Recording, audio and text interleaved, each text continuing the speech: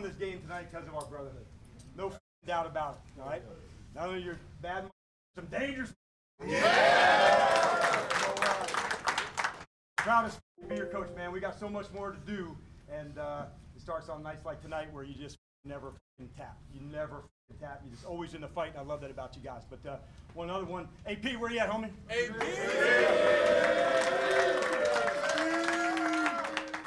There's no better gift than you give a man on his 60th birthday than a playoff. Josh!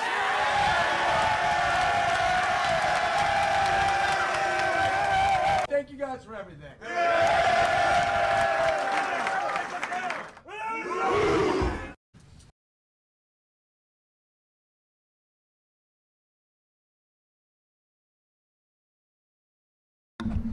All right, what is going on, guys? Welcome to another video of the Per Sources podcast.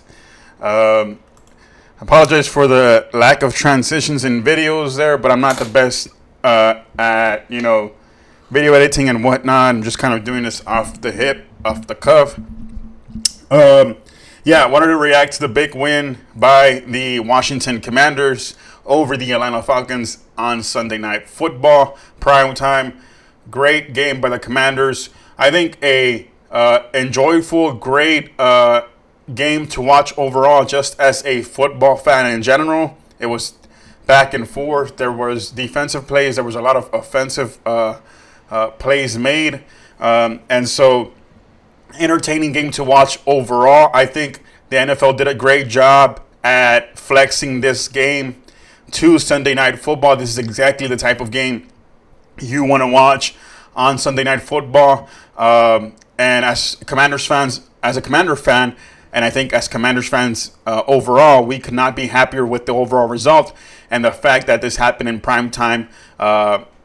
For many years, and I've said this in some of my previous videos, for many years, we've kind of been that team that did not get a lot of primetime games, and B, when we did get them, we were we would get blown out, and we would not perform in prime time. So it was a very disappointing performances in prime time, and I can go back to when we played the Eagles against Michael Vick on Monday Night Football. We've had some games against the Giants on Monday Night Football and Sunday Night Football as well. The list goes on and on. I'm sure you all know, but specifically to this game, you just saw the excitement, the atmosphere in the locker room, inside the Commanders locker room. After that victory, everybody's in high spirits. We clinched the playoffs. Amen. I'm stoked about that. Have not been in the playoffs since 2020, that COVID year, and I think it was well deserved this year. All the moves made by the front office, Adam Peters, Josh Harris, in coordination with head coach Dan Quinn, have paid off and have aligned perfectly. So shout out to them. And the players have come together, led by obviously rookie quarterback Jayden Daniels, who has been amazing. Jayden Daniels clinched not only the playoffs for the Commanders, but clinched the Offensive Rookie of the Year award. In my opinion, I don't see why Jayden Daniels should not be in contention, at least in the top 3 to top 2 finalists for the MVP award, just based off his performance. It doesn't matter that he's a rookie. He has been the most valuable player for the Commanders this year, and I could argue that the most valuable player in the NFL this year. Jayden Daniels and Bobby Wagner, Frankie Louvu, the other leaders of the team, have really set the tone for this year for the Commanders. And with their calm and their presence in the locker room and on the field when things get tough, that calm presence that has led to many wins from come from behind or, tight wins in the clutch from the Commanders comparison to previous year when we did not have that calm leadership presence in the locker room and on the sidelines, we would lose these types of games. And so I want to get specifically into the game. Starting off, we start off strong with a first quarter touchdown drive. Everything's looking good. The offense is clicking how we think it's supposed to click. But then we stall that whole first half, a lot of penalties, Sam Cosmi, it was not a great performance by Sam Cosmi as far as penalties and the offensive line. There were some penalties that kind of kept us in 2nd and 15, 3rd and 15, 3rd and 20, stuff like that. The Falcons did a good job of designing defenses to confuse Jayden Daniels in the beginning and able to give the front of the Falcons to get to Jayden Daniels and put some pressure on him. Obviously, we saw that pick in the red zone where the defense confuses Jayden Daniels. But again, that calm presence by Jayden makes up for it and comes back strong in the second half. I want to give a big shout out to Alameda Zaccheaus, who really showed up and showed out during this game. And we needed a big performance by Zaccheaus because A.J. Terrell, the defensive back for the Falcons, did a good job against Terry in that matchup. So we needed that. And so shout out to Alameda Zaccheaus and the other guys that showed up in the absence of a good game by Terry McLaurin. Zach Ertz, got to give a big shout out to him. He was there when Jayden Daniels needed him the most. I believe it was at 1st and 20 after a penalty, or 2nd and 20 after a penalty, where Jayden just dumps it off to Zach Ertz, and he goes for about 20 yards, makes a really good play. He scored 2 touchdowns, really showed up in the red zone for him, provided some good target area for him to throw the ball to Zach Ertz and make some plays.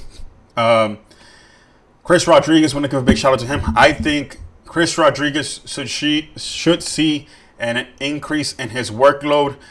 Brian Robinson, I've said this in some of my previous videos, he is just not a reliable back right now. Not only because of the fumbles we saw last week against the Eagles, he fumbled twice, but injuries as well. And right now, I think Chris Rodriguez has the hot hand.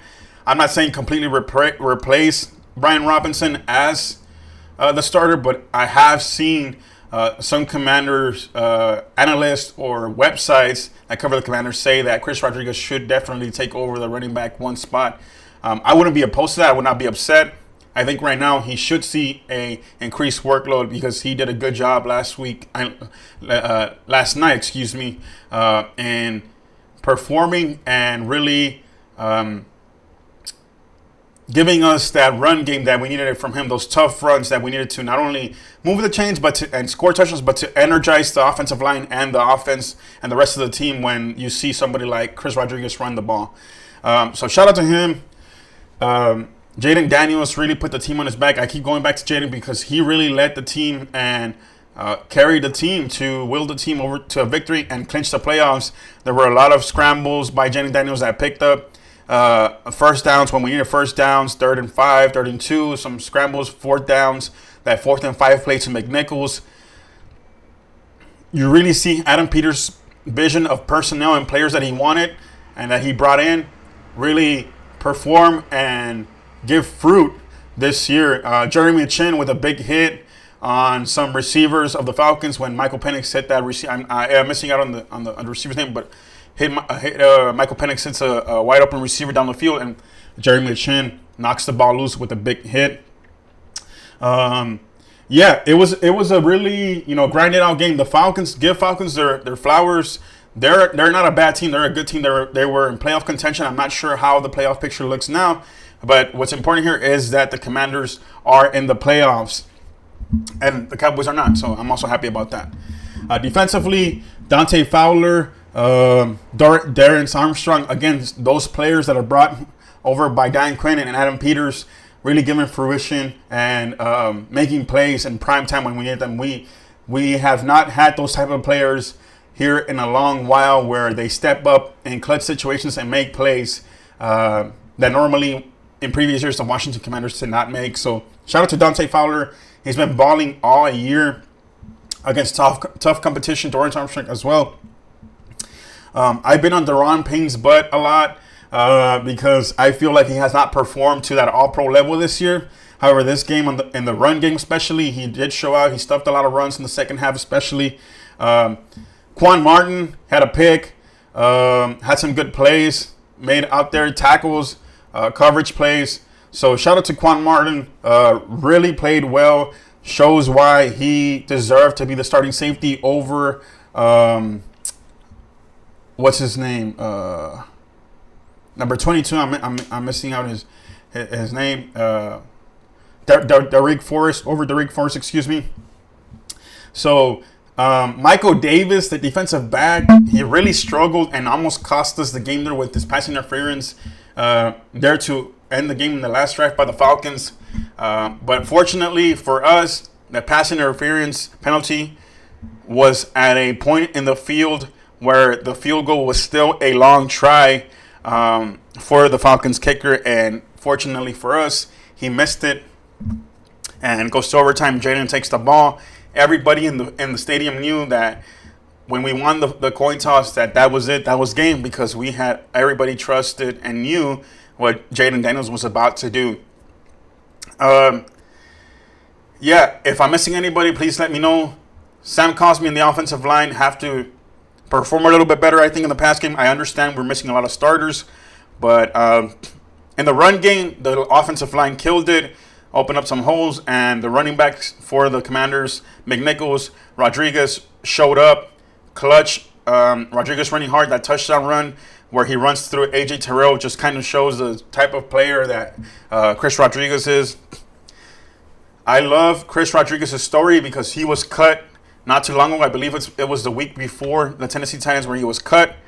And due to some injuries, I think to Brian Robinson and stuff like that, he's brought back to the practice squad, elevated, and he puts up a 100-yard performance against the Titans in relief of Brian Robinson after the game's already out of hand.